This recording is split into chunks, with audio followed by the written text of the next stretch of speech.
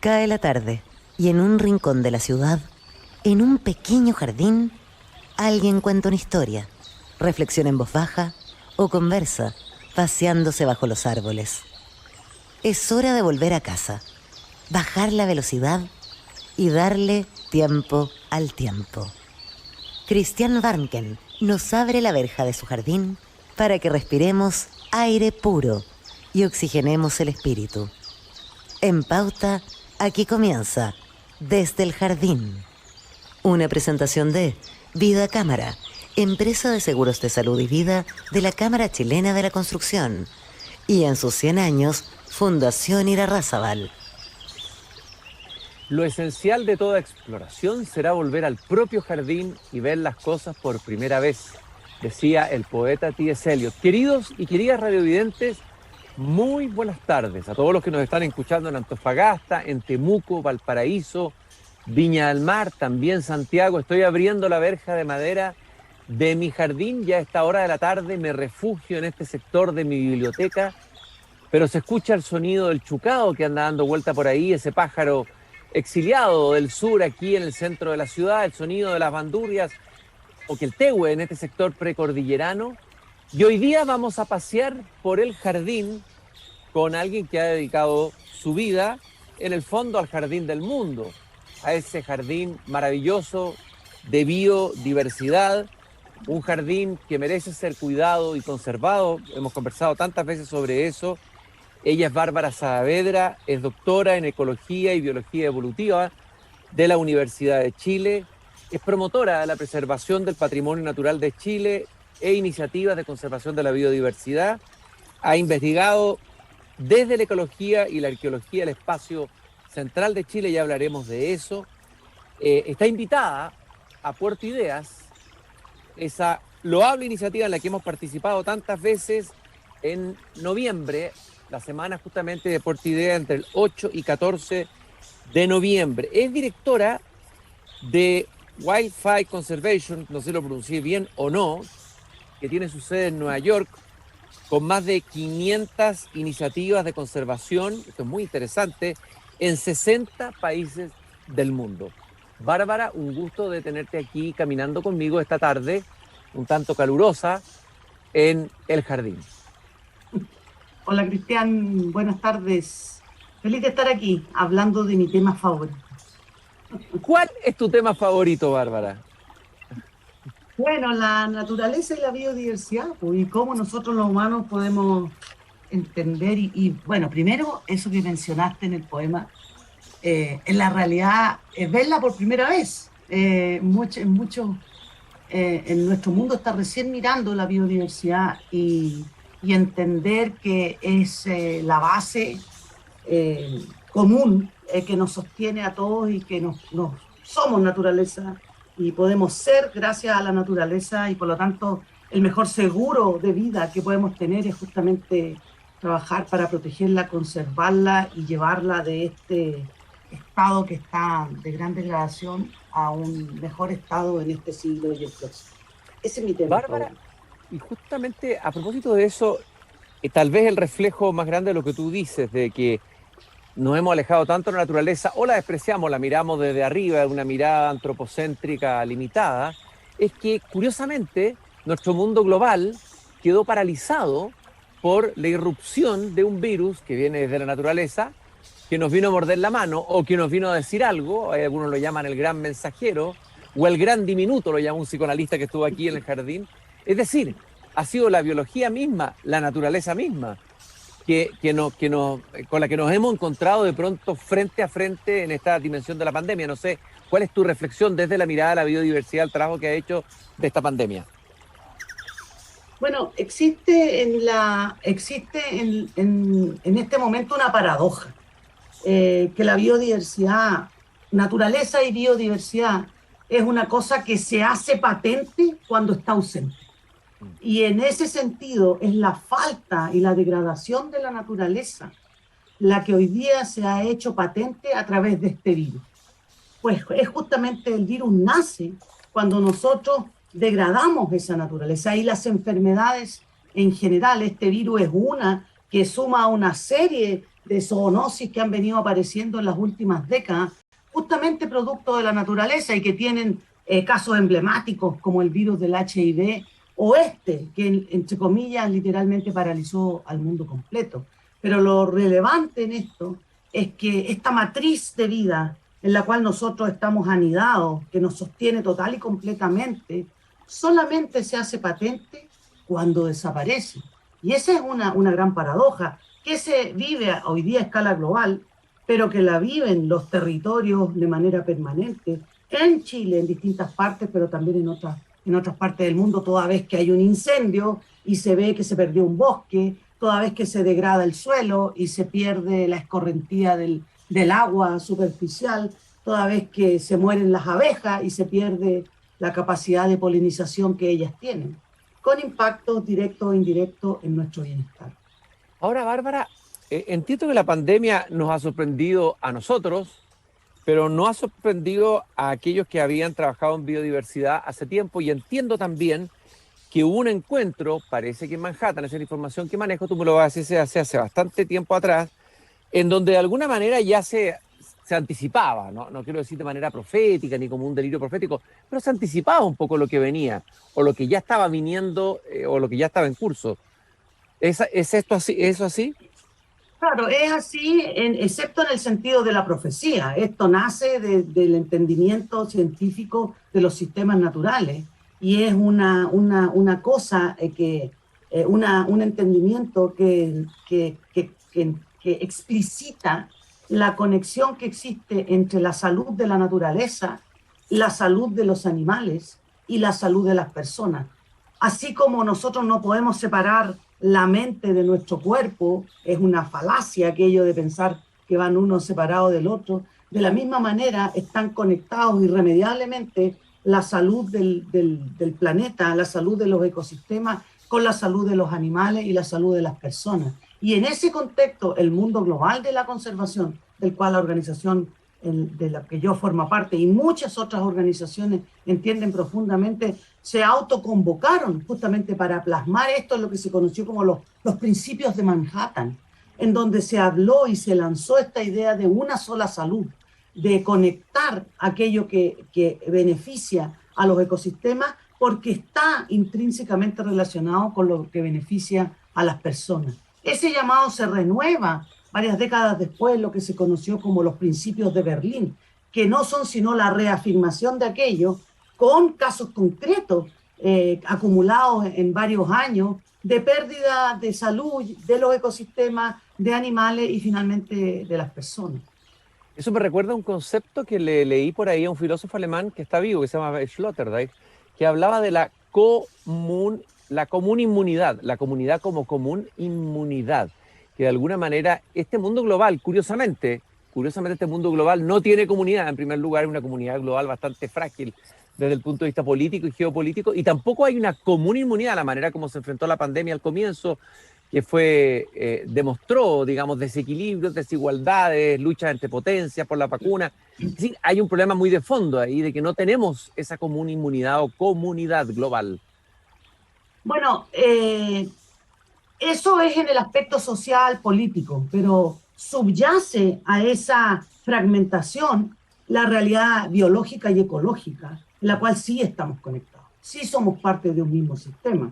Y en la medida que nosotros como sociedad hemos ido avanzando en una sociedad cada vez más conectada en la práctica, en términos de comunicaciones y otros, pero también en la realidad de movernos unos hacia otros lados, en la realidad nos hemos transformado en una unidad que funciona a escala global, además de funcionar a escala local. Otra cosa es que aquel entendimiento y reconocimiento de cómo funciona la naturaleza tenga un reflejo equivalente en cómo nosotros como sociedades nos estructuramos y nos relacionamos unos con otros. Yo ilusamente pensaba que a inicios de la pandemia este era realmente un llamado de atención, como tú mencionaste, y se abría una oportunidad de poder dar un salto como humanidad y abordar el tema, por ejemplo, de la generación de las vacunas de manera integrada, mancomunada, equitativa, sistémica. y aquello no ocurrió. Se siguió por el camino tradicional de la competencia, generando escenarios de abismante inequidad entre los países que tuvimos acceso a esas vacunas en desmedro de otros que aún no la tienen, y no fuimos capaces de aprovechar ese espacio y de responder a ese llamado de atención todavía. Eh, Veamos qué pasa hacia más adelante, pero la realidad ecológica es que sí somos una unidad, sí somos un solo planeta, una sola biosfera, y aquellas diferencias y fragmentaciones políticas, sociales, no dicen relación con cómo funcionan realmente los sistemas vivos. Bárbara, yo decía al comienzo que tú investigaste desde la ecología y la arqueología el espacio central de Chile. Me gustaría que me hablaras de eso, nos contaras qué es esa investigación. A ver. Cuando era científica de verdad, hace muchos miles de años atrás, Ah, sí, desarrollé investigaciones en una esfera justamente de transición entre lo que era el mundo de lo que se conoce como la paleoecología, donde uno exploraba lo que había pasado cientos o miles de años antes de la mano con el mundo de la arqueología, pero entendiendo cómo o preguntándonos cómo los seres humanos nos relacionamos con nuestro entorno natural desde tiempos muy antiguos. Y en ese sentido trabajé, por ejemplo, en la zona del Cajón del Maipo, encontrando restos, por ejemplo, de vudúes, cosas que hoy día no existen aquí, que antes eran comunes en estos territorios, o conociendo los gigantescos bosques que existían en las cercanías de Santiago, por ejemplo, la zona Chacabuco, que hoy día están totalmente, son zonas degradadas, áridas, carentes de agua, cuando hace unos pocos cientos de años sostenían una vegetación frondosa, y por lo mismo poblaciones locales muy interesantes. La presencia de los humanos en la biosfera ha tenido impactos desde tiempos muy antiguos, no muy distintos en su concepción más destilada de lo que hoy día tenemos. La única diferencia es que hoy día, dada la cantidad de gente que somos y los niveles de consumo que tenemos, se ha producido en las últimas décadas una aceleración en esa tasa de degradación de la naturaleza. Pero es una cosa que ha estado ahí.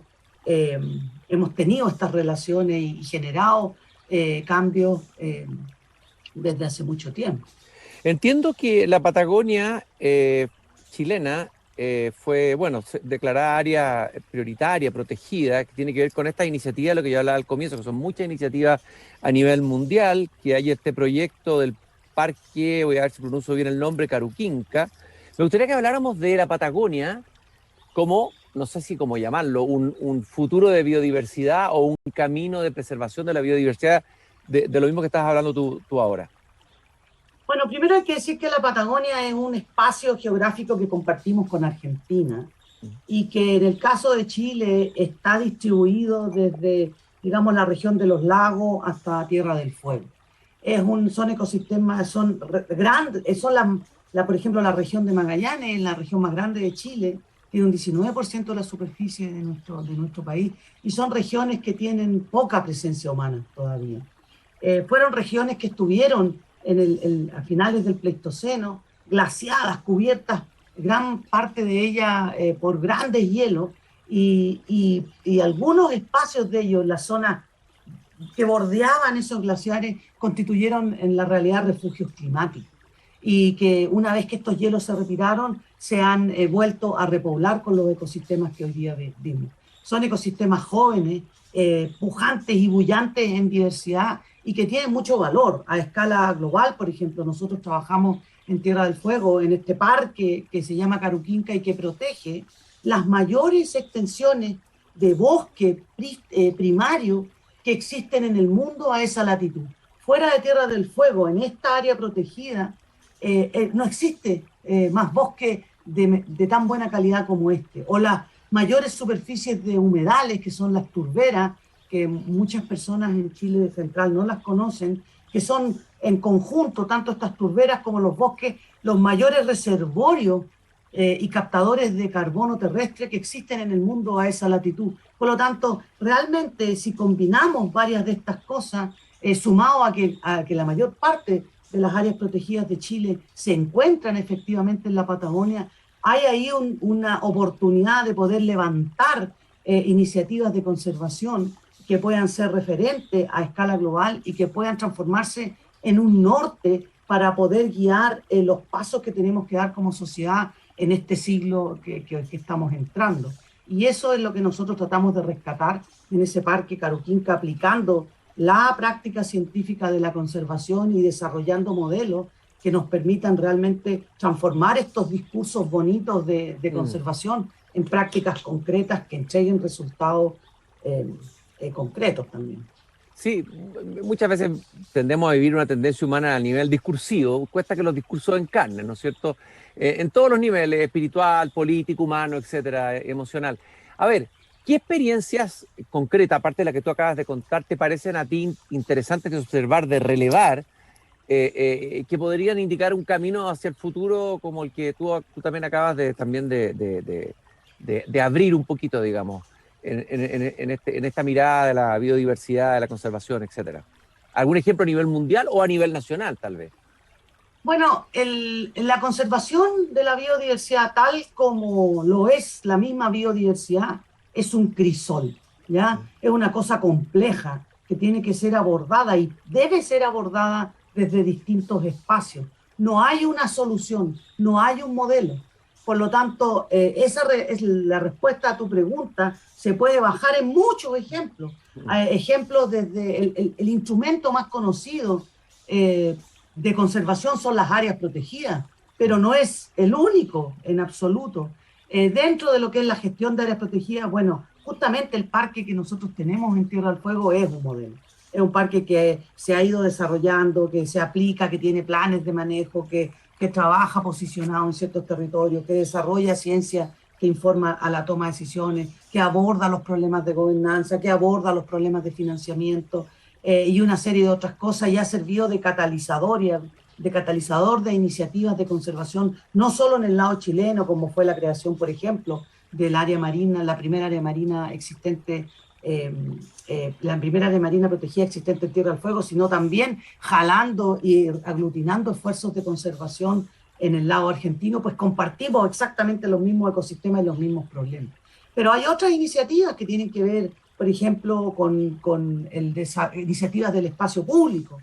Nosotros en este momento en Chile tenemos el desafío de generar una ley de biodiversidad y áreas protegidas, y en la cual nosotros hemos participado en muchas organizaciones y distintos gobiernos han tratado de sacar adelante esto en un espacio que no es un buen ejemplo en el sentido que todavía no se resuelve, pero sí ha ido convocando voluntades a lo largo del tiempo. En el mundo privado existen iniciativas de transformación de los procesos productivos de manera tal de incorporar en el diseño de las actividades de producción la naturaleza como un componente fundamental que no puede ser degradado para producir capital financiero, y algunas de esas iniciativas también son importantes. Y ciertamente existe una infinidad de iniciativas comunitarias, de educación, de pequeñas agrupaciones que trabajan en los territorios abordando desde la protección de especies particulares como la golondrina del mar en la zona norte de Huemul, en la zona sur, que están cada día apareciendo con mayor frecuencia y que están apuntando a un cuajo que en algún momento va a dar un cambio a cómo nosotros nos relacionamos con la naturaleza en Chile en general. ¿Cómo se logra ensamblar, a ver, dos cosas que parecían ir en carriles distintos, que es el desarrollo económico y toda la otra dimensión de la biodiversidad, de la protección, etcétera, de la ecología? ¿Cómo se logra ensamblar y juntar sin que se produzcan desfases dramáticos? Porque, claro, hay demandas dentro de las sociedades de más desarrollo económico, más trabajo, más crecimiento, etcétera, etcétera, etcétera. Pero por otro lado sabemos que ese modelo económico de crecimiento tradicional lleva finalmente a la degradación o a profundizar aún más la degradación de la naturaleza. ¿Cómo crees tú que se puede lograr que ambas armonicen en algún momento y en un punto sin producir descalabros, digamos? Bueno, esta supuesta contradicción entre desarrollo y conservación es una cosa totalmente espuria. En la realidad no existe porque compartimos exactamente los mismos territorios y para el bienestar de los desarrollos económicos, tal como para el bienestar de las personas, tal como para el bienestar de las sociedades, en la base de aquello está este sustrato vivo, común, del cual todos formamos parte, que es la naturaleza. Y hoy día lo que ha ocurrido es que los espacios productivos, tal como te mencioné al principio, producto de la degradación de esa naturaleza, están viendo mermados sus propias actividades económicas. Y ello los ha obligado a mirarse a sí mismos y a incorporar este eje en el diseño de sus modelos. Y ese es uno de los grandes saltos cuánticos que hay que hacer. Una vez que ya que se empieza a hacer y que se hace desde distintos espacios, se hace desde el espacio del cambio de las políticas corporativas, desde el espacio del cambio de las políticas públicas, se hace desde el espacio del diseño de las operaciones en los territorios, se hace desde el diseño de tecnologías que no tengan impacto, etcétera. Esas cosas se van ensamblando unas con otras. En el caso de nuestro país, hoy día tenemos una oportunidad única, que es el diseño de la nueva Constitución. Nosotros, si nosotros pensamos en la Constitución del año 80 y uno lee todo el articulado de los 14 capítulos, más de 116 artículos, es una Constitución que puede perfectamente servir para Marte, ¿ah? Porque no está anclado en ningún territorio, no se hace cargo que debe existir en un espacio de naturaleza y biodiversidad específico, que es el que está contenido en nuestro país y que a su vez está conectado con los espacios de naturaleza de la región. Y por lo tanto, lo que nosotros estamos empujando es que esta nueva Constitución pueda reconocer tempranamente en su articulado 1, esta relación de interdependencia y de conectividad intrínseca que tenemos nosotros, los humanos, con la naturaleza y la biodiversidad. Cuando tú te haces cargo y eres capaz de mirar ese atributo relacional, se descuelgan una serie de decisiones que tienen que ser consistentes con aquello y que por estar contenidas en el órgano legal máximo de nuestro país, amplifican y tienen efecto en distintas esferas del quehacer de la sociedad. Y nosotros creemos que ahí hoy día hay efectivamente una oportunidad bien concreta de poder articular estos dos espacios que ilusoriamente están separados, pero que en la realidad no son más que una misma cosa, que es el bienestar de la sociedad. Está directamente vinculado a la integridad y el bienestar de la sociedad, de la naturaleza. Y por lo tanto, lo que esperamos es que de ahí salga un cambio distinto, un paradigma distinto que pueda promover una ética del cuidado mutuo, no solamente entre nosotros, sino que también con los otros que no somos humanos. Bárbara, los procesos constituyentes, no solamente en Chile, sino en todos los países, si uno los va siguiendo, generan evidentemente expectativas en la población. En Chile hay muchas demandas que se han manifestado en los últimos años, que requieren urgente solución y se piensa que la Constitución va a poder abrir el camino para eso.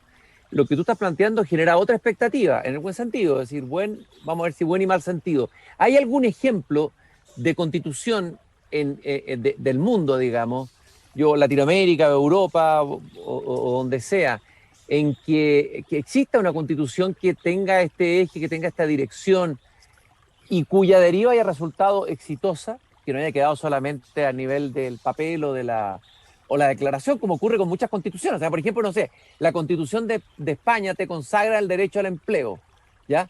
Pero resulta que España vivió una crisis económica y un desempleo gigantesco y no servía de nada que la Constitución tuviera eso declarado. Entonces, pues te pregunto, me interesa saber si hay alguna experiencia que tú conozcas que pueda ser observada desde acá.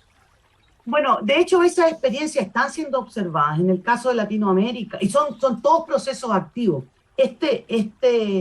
El mandato, digamos, global de la conservación es hacia decisiones que transformen las trayectorias, no a que alcancen un objetivo específico, pues estamos justamente en medio de los procesos de transformación.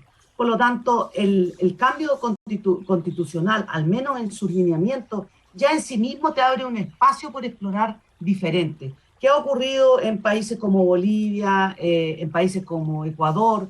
Están ocurriendo en este mismo momento en países como Francia. Existen avances en algunas constituciones como la de Nueva Zelanda que tienen impactos más o menos desplegados en los territorios, dependiendo de cuán estructurado y cuán fuerte vayan estas declaratorias de la mano con los componentes sociales y democráticos de los países. Por lo tanto, hay que pensar esto más que como un objetivo, es como fijarse en cómo uno abre un espacio para desarrollar un proceso de manera diferente, sin anticiparse a llegar primero a un objetivo que todavía no sabemos cuál cara va a tener, pero sí sabemos que tiene que erigirse sobre algunos principios. Algunos de esos principios tienen que ver con este que te digo yo, del carácter relacional de la sociedad, del bienestar de la sociedad con el bienestar de la naturaleza. Tiene que ver con el principio de que hay límites para la extracción y el crecimiento, algunas cuestiones. Tiene que ver con el principio precautorio, y una serie de otros elementos que nosotros esperamos estén contenidos en la naturaleza, en la Constitución, y que luego puedan bajarse dependiendo de los territorios y puedan desplegarse en la diversidad propia de los sistemas socioecológicos.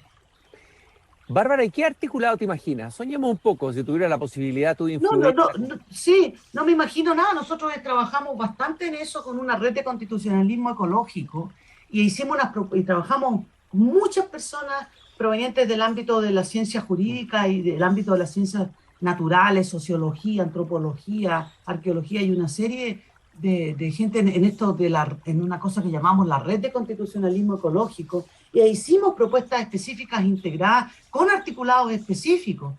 Algunos de ellos tienen que ver, por ejemplo, como te decía, con reconocer tempranamente en el artículo 1 el carácter relacional y de dependencia que tenemos nosotros por la naturaleza. Reconocer que Chile es un país marítimo, por ejemplo. Eso es muy importante, pues hoy día olvidamos todo ese componente de lo que es este sustrato marino del cual nosotros formamos parte.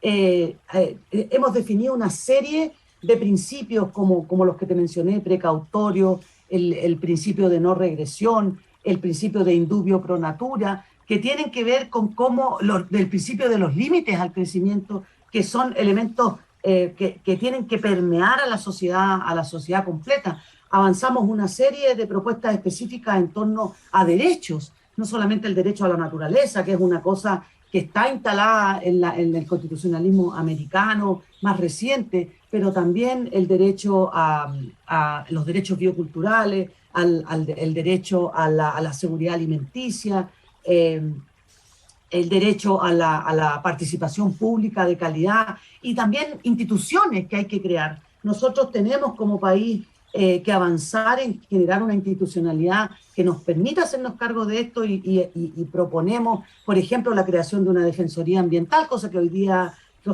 no existe, entre otras propuestas específicas con articulados específicos y que surgen, como te digo, del entendimiento compartido y el aprendizaje mutuo y discusiones de consenso que tuvimos durante muchos meses en esta red de constitucionalismo ecológico, en un documento que está disponible gratuitamente para todas las personas que lo quieran ojear. Bárbara, y por último te quería preguntar, ¿cuál va a ser tu charla en Puerto Ideas? ¿Cuál va a ser la temática de tu charla? ¿Qué es lo que vas a presentar ahí? Y exactamente el día, ¿cuándo lo vas a hacer?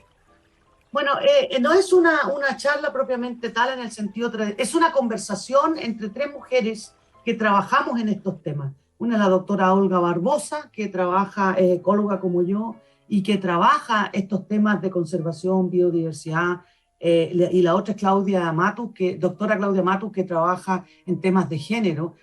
Olga trabaja en cuestiones de cambio climático, y la idea es justamente ir tejiendo y destejiendo estos mitos sobre los cuales se ha erigido la sociedad y nuestra sociedad, y que nos han llevado a esta especie de callejón sin salida que tenemos hoy día.